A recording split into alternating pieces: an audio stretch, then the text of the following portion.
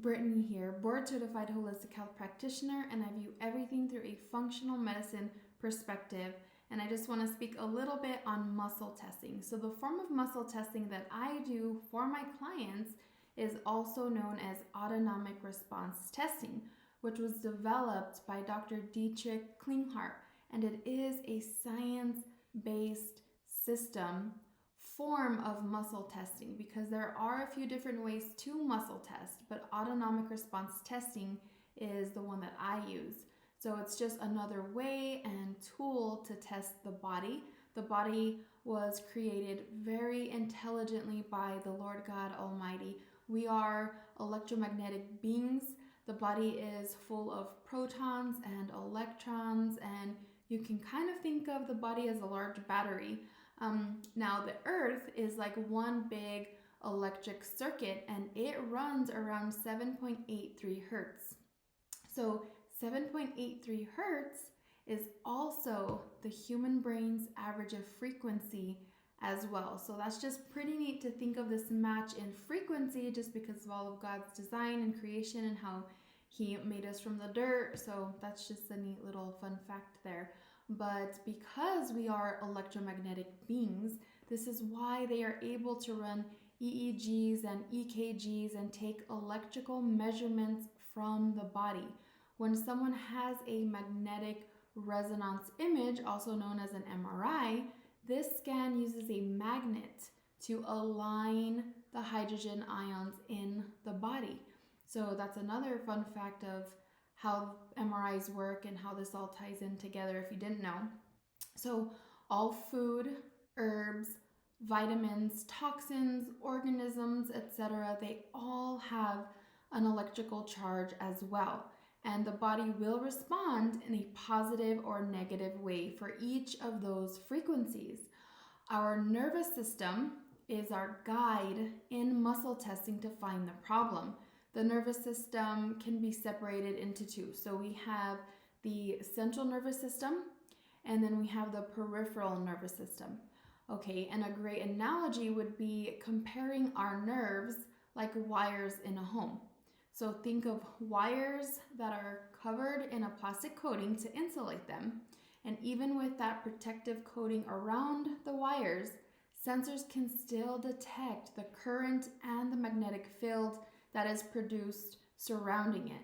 So our nerves have the same property because we are magnetic beings, and most of our nerves in the nervous system are covered in myelin sheath.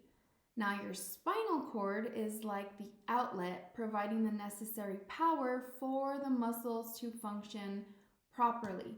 And coming out from the spinal cord are spinal nerves. And each spinal nerve gives function to a specific set of muscles called myotomes.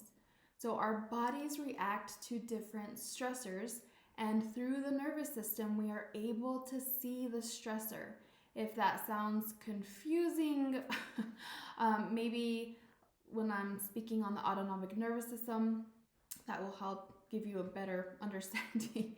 So the autonomic nervous system, which is part of the peripheral nervous system, is the guide to finding where in the body you have a problem. So your autonomic nervous system is what regulates all of your normal body functions without you thinking about it. And there are two parts of the autonomic nervous system. You have your parasympathetic nervous system, which is your rest and digest. And your sympathetic nervous system is your fight, flight, freeze mode. So when you see a lion and there is no place to go, so this is an example of your sympathetic nervous system. So when you see that lion, there's no place to go, you are totally focused on the lion. You're zeroed in. No matter what anyone else is saying or doing, that's all you're focusing on. So that is what happens when you have a chronic health problem going on inside. The sympathetic side of the autonomic nervous system kicks on when survival is threatened. So with the health problem being a threat, the autonomic nervous system starts to focus and zero in on that while it is still regulating everything in your body in that protective mode. So in the autonomic nervous system, there is a small sympathetic nerve that goes to every single muscle spindle of our conscious and unconscious muscles. So I will have the person hold out their arm and resist my pressure. If there is a stressor in the body, they will no longer be able to hold up their arm and resist my pressure. So when there is a change in muscle strength, that's a signal of an autonomic response. So your arm is just a tool, as your body will place its energy where it needs attention. So it is not going to worry about holding up your arm. It's going to focus on the stressor. So how do we know what is a stressor if you have a stressor? Well, this is where direct resonance phenomenon comes in. So Dr. Omura, a world-renowned physician in New York, discovered direct resonance phenomenon. And what that means is if you have an identical substance outside of the body that you have inside of the body, it causes a weakness in the muscle.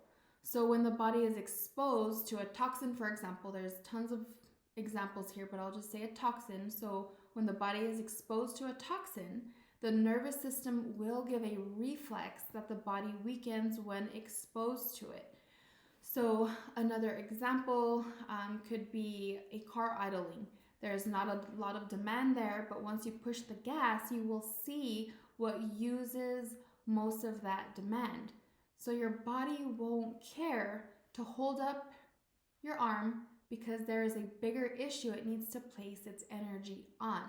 So autonomic response testing allows us to uncover the organisms that are living intracellular and go much, much deeper than most medical tests have the ability to go, and many times they miss it because technology is just not advanced enough. So I will be making another video and actually demonstrating either on a client or one of my kids, just so you can see how it works in action and have the visual of it, because this can be a little confusing. So keep a lookout for that video.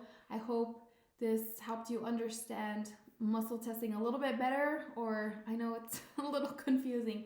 So even if it just helped you understand it a little bit more, that's great. I love you guys, and I will talk to you soon.